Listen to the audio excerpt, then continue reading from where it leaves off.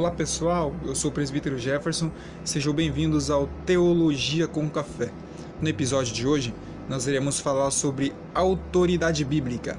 Será que há uma profecia maior do que essa? Será que há um livro maior e melhor do que esse? Isso que nós iremos descobrir. A Bíblia ela contém em si vários nomes, como a gente conhece. Ao longo dos tempos, ela foi chamada de livro. O profeta Isaías nos menciona isso lá no capítulo 34, versículo 16. A Bíblia como um livro.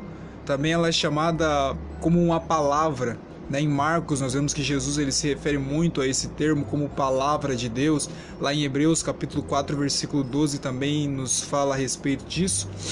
A Bíblia no Antigo Testamento, lá em Salmos 119, é chamada de luz, chamada de caminho. E Jesus também, em Mateus capítulo 21, versículo 42, quando ele termina a parábola do Senhor da vinha, ele fala para eles: vocês não lestes nas Escrituras? Então Jesus também se refere à Bíblia tanto como palavra, como também à Escritura. Paulo ele usa um termo diferente que se refere à sagrada, lá em Romanos capítulo 1, no versículo 2. Enfim, e outros nomes que a Bíblia em si mesmo se autotitula, ser, acima de tudo, a palavra de Deus. Ela por si só menciona a sua posição de autoridade, por via da história, por via dos testemunhos que ela contém dentro de si. Por ela ser uma biblioteca com vários livros, com uma coleção de livros, já que tem 66 livros dentro dela, ela sim se torna uma biblioteca com várias histórias, com vários testemunhos de fé, vários testemunhos de vida de homens que viveram o propósito de Deus na sua vida. Então ela é suficiente, ou deve de ser suficiente, para nós crermos na obra redentora de Jesus Cristo. Não há livro maior do que este. Não há livro melhor do que este. A Bíblia, em nossa vida como cristão, ela tem que estar numa posição além dos outros livros a qual nós conhecemos. Embora a gente como estudante deve ler outros autores, deve de buscar outras fontes de conhecimento. Tem muitos livros bons de pregadores, de escritores, teólogos, que a gente pode agregar o nosso conhecimento, até mesmo da própria escritura, mas não há livro maior do que esse, não há revelação maior do que essa. Nessa parte de livro, nós temos que ter ela como a principal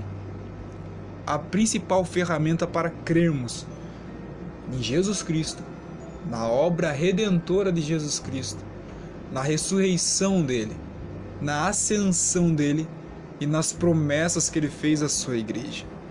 Jesus ele fala das Escrituras, como foi mencionado em Mateus capítulo 1, versículo 42, ele fala das Escrituras, como meio de revelação. Não há revelação maior do que essa que nós temos em nossas mãos. Não há profecia maior do que essa. Paulo, quando ele prega em todos os lugares em que ele passa, ele prega a palavra. Em Atos nós vemos várias e várias vezes quando fala Paulo, e Paulo pregava a palavra. Nós vemos num testemunho muito lindo de ressurreição, de cura, de milagre na vida de Paulo, quando o Eutico cai da janela, e quebra o pescoço, e é dado como morto. Antes de ele cair na janela, Paulo está pregando a palavra, nos fala o livro de Atos dos Apóstolos. E depois que ele cai como morto, Paulo ele para o seu sermão, vai até o Eutico que está lá, ele faz uma oração, enfim, ele se levanta e Paulo continua pregando a palavra até o outro dia, nos diz lá no livro de Atos dos Apóstolos. Apolo, um grande pregador, um grande orador das Sagradas Escrituras, lá em Atos capítulo 18, versículo 28, vai nos mostrar que a palavra é suficiente para convencer. A palavra é suficiente para suprir a necessidade de um mundo conhecer Jesus. Nós vemos que no capítulo 18, versículo 24 de Atos dos Apóstolos, que veio um certo judeu chamado Apolo, nascido em Alexandria, homem eloquente e poderoso nas Escrituras, né? Versículo 28 do mesmo capítulo 18 de Atos nos diz: porque ele poderosamente convencia os judeus publicamente, como? Mostrando pelas Escrituras que Jesus era o Cristo.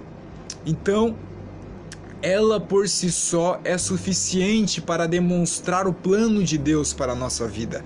Ela por si só é suficiente para mostrar o plano de Jesus para a humanidade.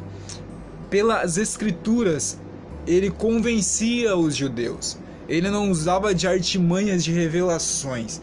Ele não usava de artimanhas de sinais e maravilhas. Ele somente as Escrituras era suficiente para ele mostrar e convencer que Jesus era o Cristo. Pedro, depois do derramamento do Espírito de Atos capítulo 2, depois do dia de Pentecostes, nós vemos no versículo 14 ao 40 que Pedro ele se coloca de pé com os 11 e levanta a sua voz e ele diz para eles: homens da Judéia e todo vós que habitais em Jerusalém, seja-vos isto conhecido e escutai as minhas palavras. E ali em diante Pedro ele começa a pregar a palavra, né? Pedro ele começa a falar sobre as profecias de Joel, lá em Atos capítulo 2, versículo 16, nos diz assim: mas isto é o que foi falado pelo profeta Joel. E aí ele menciona Joel capítulo 2, versículo 28 em diante: acontecerá que nos últimos dias eu derramarei do meu espírito sobre toda a carne, e vossos filhos, vossas filhas profetizarão, né? Os vossos jovens terão visões, os vossos velhos sonharão sonhos. Enfim, ele fala a revelação de Joel capítulo 28, é a palavra. A palavra é suficiente, é aquilo que Lutero nos deixou por escrito. As Escrituras somente, sola Scriptura, as Escrituras somente. A Bíblia por si só ela dá testemunho de si mesma. Não precisa que eu a defenda, ela por si só dá o testemunho. No Antigo Testamento nós vemos que Deus ele se apresenta ao povo dizendo através do profeta: assim diz o Senhor, né? E quando aparecia anjo, né, o anjo do Senhor aparecia dizendo: assim diz o Senhor. Então, para os judeus daquela época, quando eles ouviam isso, eram as palavras vindas do próprio Deus, né? Jesus ele reforça também que a Bíblia ela é inspirada por Deus e que o Espírito Santo ensina a todas as pessoas sobre elas, né? Lucas capítulo 24, versículo 45, 2 Timóteo capítulo 3, versículo 13, João capítulo 15, versículo 26. Paulo diz que o Senhor também nos dará o entendimento de tudo, né? Lá em 2 Timóteo capítulo 2, versículo 7, quando ele fala para o jovem Timóteo, está lá em 2 Timóteo capítulo 2, versículo 7, considera o que é digno, porque o Senhor te dará entendimento em todas as coisas. O escritor de Hebreus também nos deixa algo sobre isso, Hebreus capítulo 8, versículo 10, que o próprio Deus é quem coloca a sua lei em nossos corações. É Deus quem nos dará o conhecimento sobre a verdade, diz João, lá em 1 João capítulo 5, versículo 20. E é Ele quem dá sabedoria a todo aquele que pedir, né? Tiago nos escreve isso lá em Tiago capítulo 1, no versículo 5. Hoje nós temos uma pregação muito diferente em nossas igrejas, né? As pessoas querem explicar o que Jesus queria dizer. As pessoas querem explicar o que Paulo realmente pensava. Isso nós temos que entender que são somente especulações, que muitas das vezes pretendem minar os ensinamentos claros das Escrituras. Muitas das vezes esses pensamentos ocultam aquilo que a Escritura por si só está para dizer. Deus ele é simples nas suas palavras. Ele comunicou aos homens as palavras simples, né? As revelações estão todas aqui. Não há profecia maior do que essa. Infelizmente, no meio neopentecostal, até um pouco no meio pentecostal, a profecia, as revelações, o dom da profecia tem tomado lugar da profecia bíblica, né? Nós cremos no dom de profecia, nós somos assembleanos, nós cremos, enfim, mas não há revelação maior do que a Bíblia. A Bíblia por si só, ela diz que o dom de profecias, nós podemos julgar a profecia, né? Mas a Bíblia por si só não há erros, ela é inerrante, ela por si só tem autoridade, ela por si só é fiel, então não há o porquê julgar ela, não há profecia maior do que ela. Ela deve de ser a que esteja no ápice dos nossos cultos, ela deve de ser a que deve ter mais tempo para se expor nas nossas reuniões, né? A gente adora muito e medita pouco. A gente tem mais tempo para os louvores, são de um culto de 2 horas, 1h30 é para os louvores e meia hora para a palavra. Isso está totalmente o contrário. O povo muitas das vezes não abre a Bíblia durante a semana. Aí a gente, quando eles se reúnem na casa do Senhor, é o momento que eles têm contato com a palavra e nós não aproveitamos este tempo. Até mesmo nós, ministros do Evangelho, temos que ter este cuidado. Nós temos que meditar nela de dia e de noite, como Josué fazia, né? O sucesso do ministério de Josué, né? Eu tô falando do sucesso espiritual do ministério de Josué, foi ele meditar nas Escrituras de dia e de noite. É meditar nas Escrituras de dia e de noite.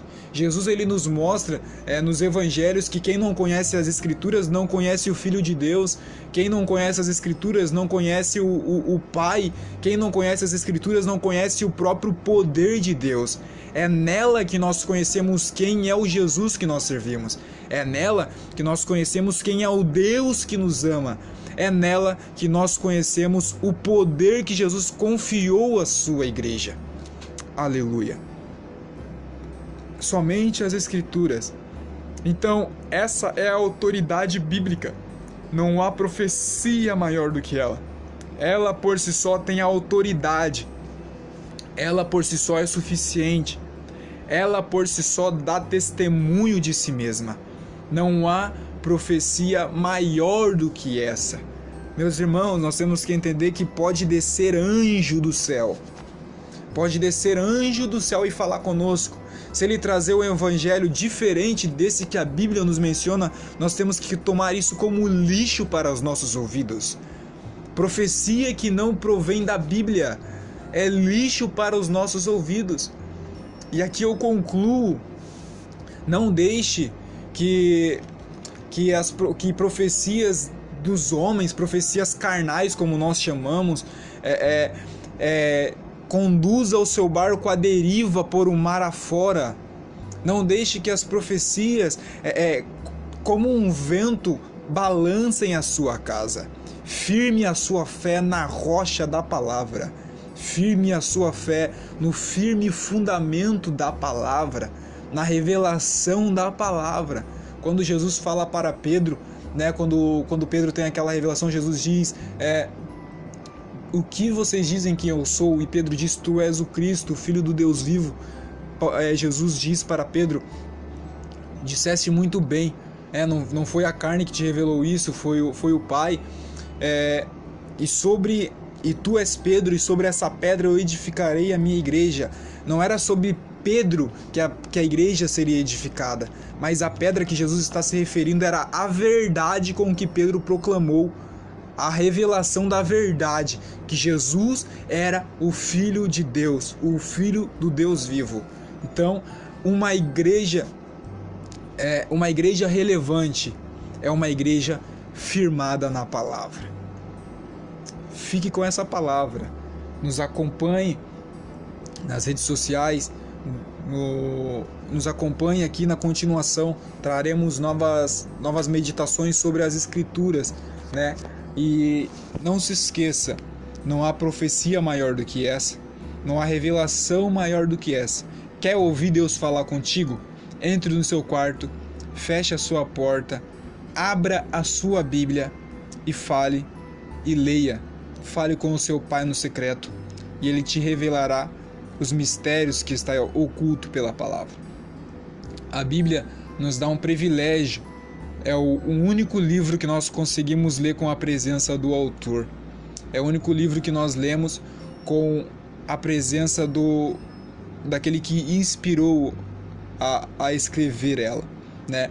Então fique com essa palavra. Esse foi o nosso podcast sobre a autoridade bíblica. Concluímos que não há profecia maior do que essa, tá? Fiquem todos na paz e que Deus assim vos abençoe.